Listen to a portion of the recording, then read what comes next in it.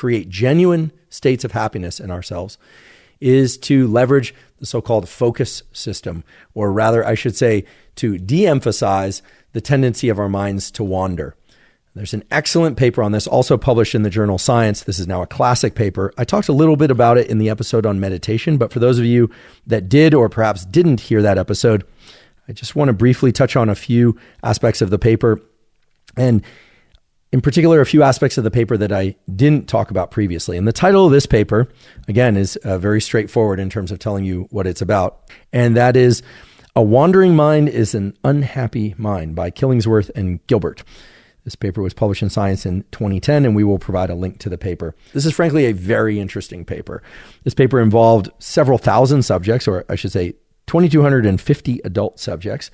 And what they were able to do was to contact these subjects while they were going about living their daily lives and ask them both what they were doing and what they were feeling.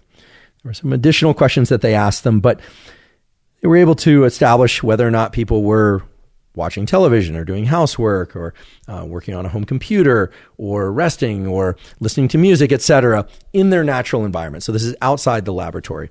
And they were able to assess to what extent those people were happy or unhappy or neutral or had some other emotional state at the time when they were engaging in any number of different activities. And they assessed whether or not those individuals were also focused on or focused away from whatever activity they were engaging in.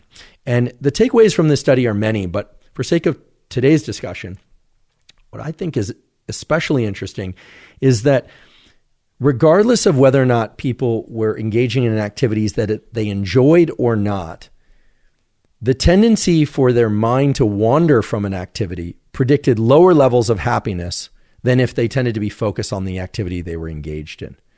Now, that itself should be surprising. I mean, what that says is that even if somebody was engaged in activity like cleaning their house or doing homework or reading something that they weren't enjoying, if they were focused on what they were doing, they tended to report as happier than if their mind was drifting elsewhere.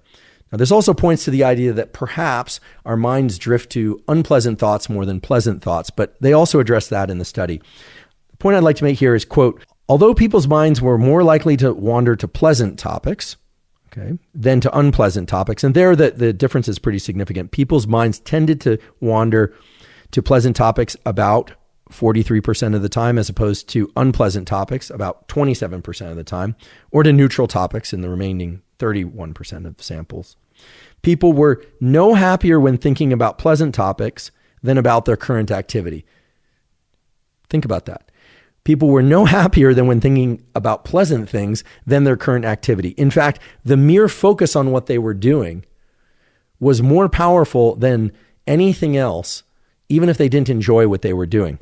So they go on here to say, quote, although negative moods are known to cause mind wandering, analyses strongly suggested that mind wandering was generally the cause, and not merely the consequence of unhappiness.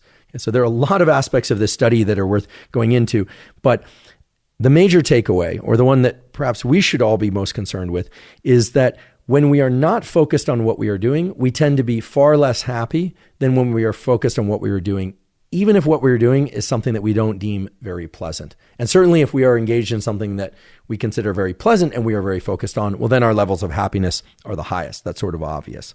But what this really speaks to is the tremendous power of building our ability to focus on what we're doing and to stay present to what we are doing.